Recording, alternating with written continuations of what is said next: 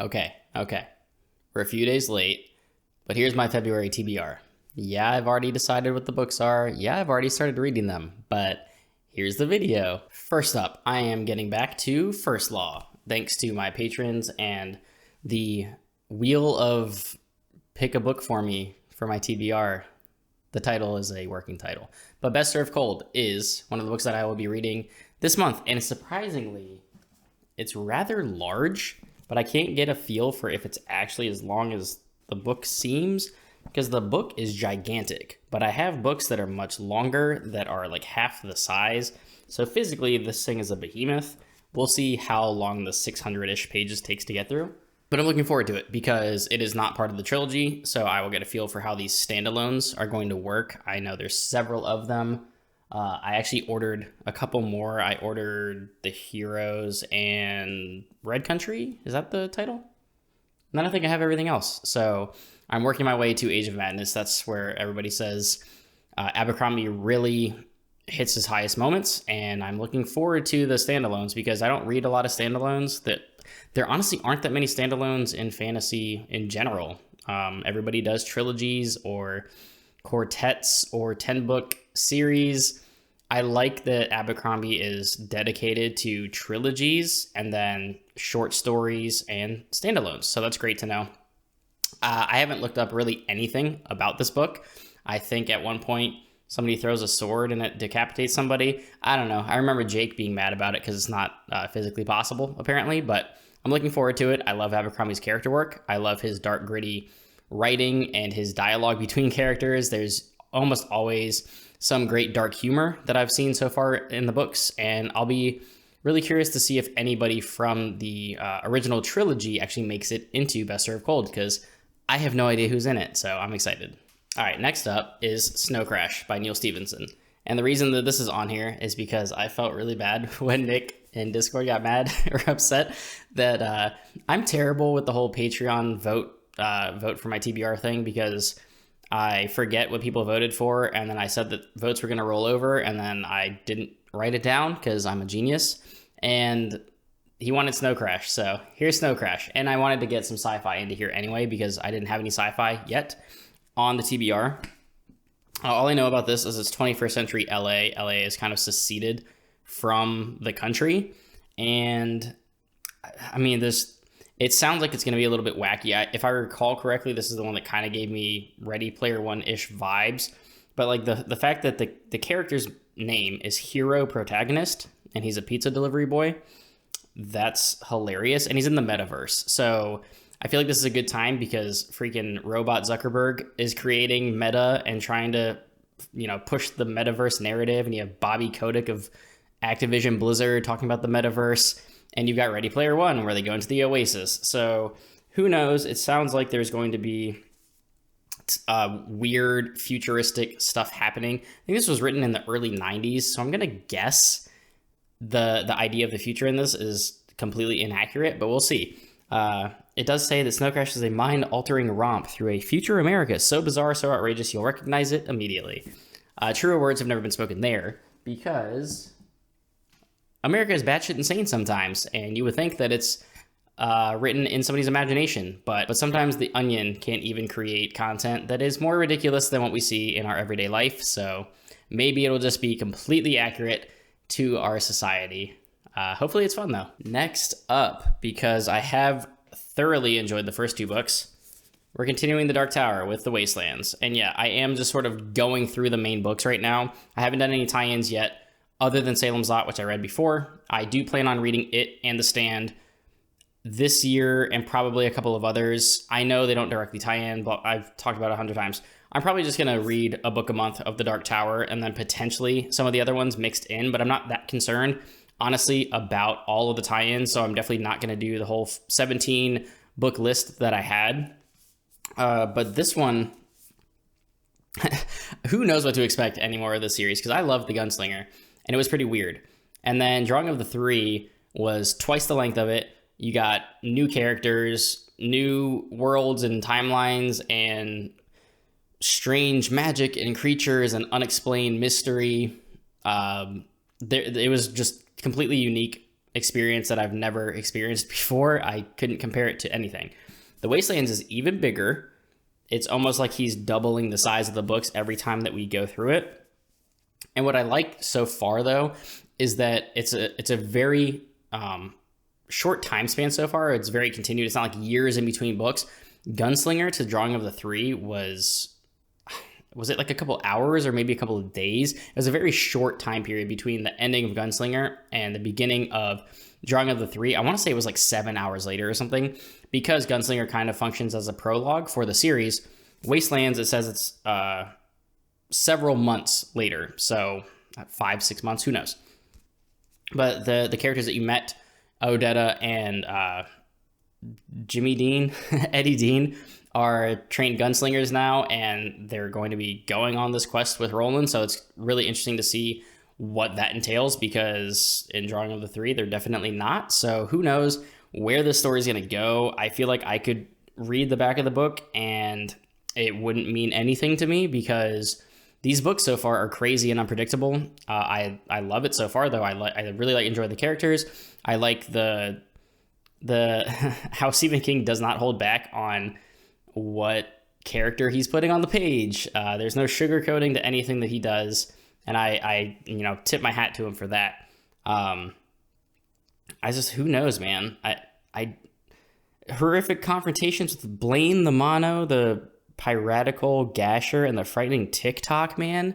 Oh shit, TikTok. Next up is Blood of Elves, which is technically book 1 of The Witcher. Now that I've read the short story collections, this is going to be the very last thing that I work into this month if I get to it. I'm not too worried about it if I don't, simply because the last couple stories in Sword of Destiny didn't really knock me off my feet.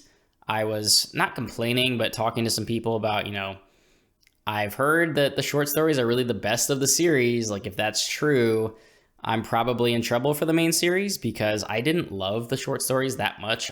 They're very up and down. But I know that Blood of Elves, according to the Witcher fan base, was totally bastardized for the show, which I loved. But I'm interested enough that I'm going to read it. If I don't get to it this month, it'll be next month, and we'll see how it goes. If I absolutely hate it, then I'll just stop. But we'll see.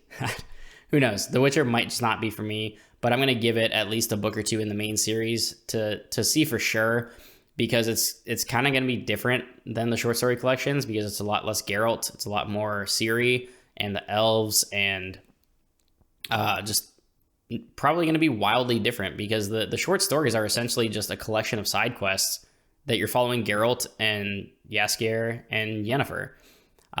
So we'll see. We'll see, man. I don't know. I did start playing The Witcher 3 again, though, so there goes 200 hours of my life in the near future, but that's fine. And then, of course, we have A Dance with Dragons, which is the 5th and final book of A Song of Ice and Fire. Yes, you heard me correctly. Already about 1/3 of the way through. A lot of audio for this one. Yeah, I'm listening to Roy. His audio is pretty bad, but it's nostalgic and it's kind of funny and enjoyable to listen to regardless. I would not say he's one of the better audiobook narrators that are out there, though. He's definitely not. I hate his pronunciation for pretty much everything. And you can listen to him at very fast speeds because he speaks like a snail, if snails could speak. He's slow, okay? But I'm loving it, of course, so far.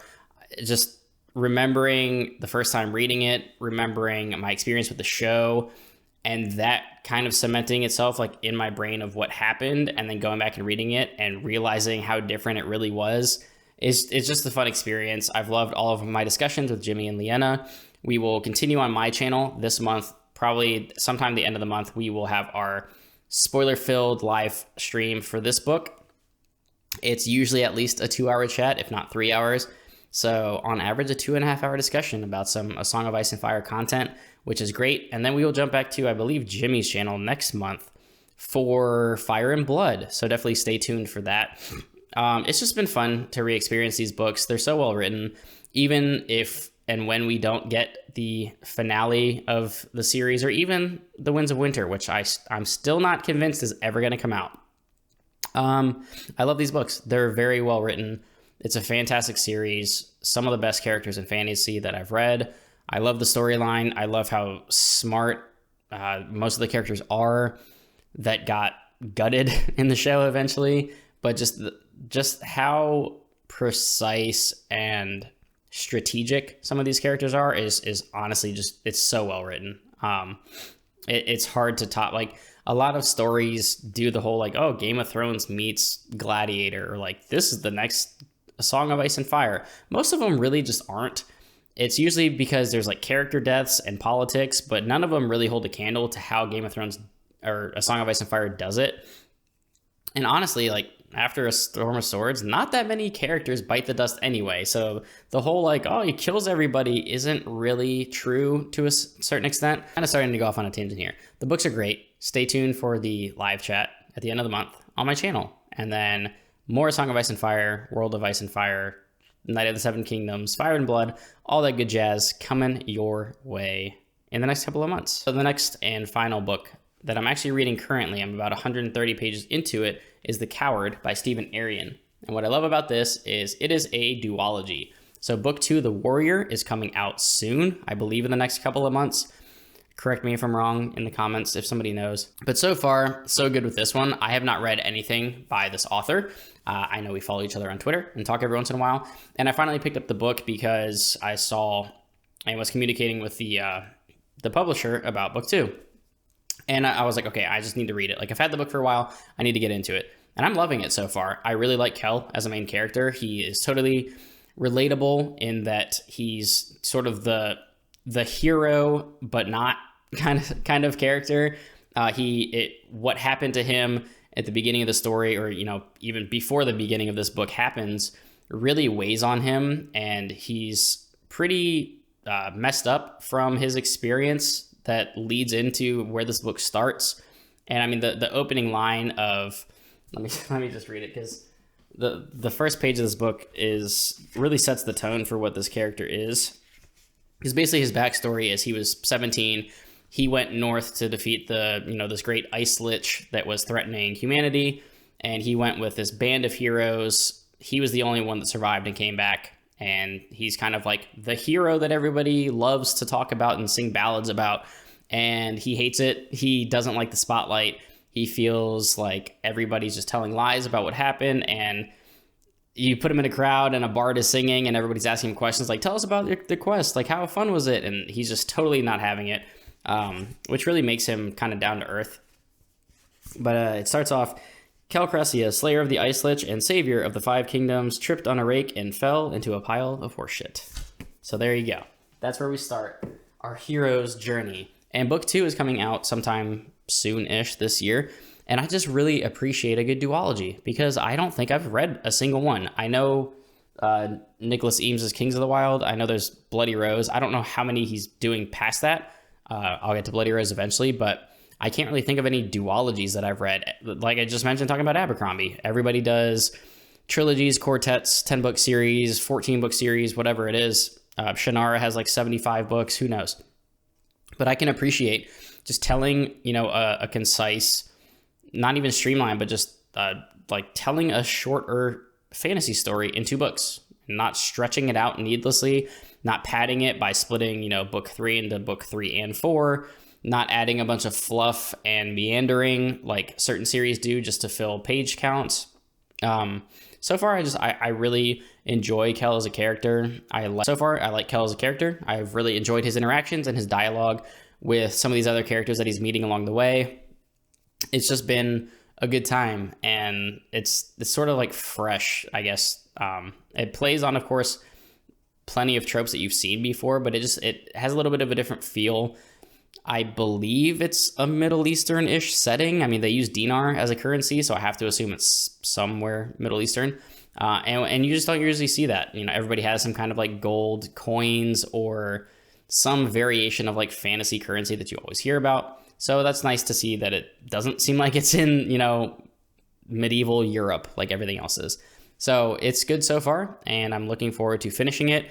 I have been told that the middle isn't the strongest, but the beginning and the ending are fantastic. So that's certainly enough to keep me going, and I'm enjoying it so far. So I'm looking forward to The Warrior and finishing up this duology. And then I'm sure I will go back and read some of his other works, because I believe this is his 7th book, and I think The Warrior is his 8th book. So congrats to you on publishing so many books. But that is my February TBR. So I have spoken entirely too long. Half of you probably aren't still watching, but them's the books that we're reading this month. And then I will try to get my March TBR out in time, correctly ahead of March actually starting.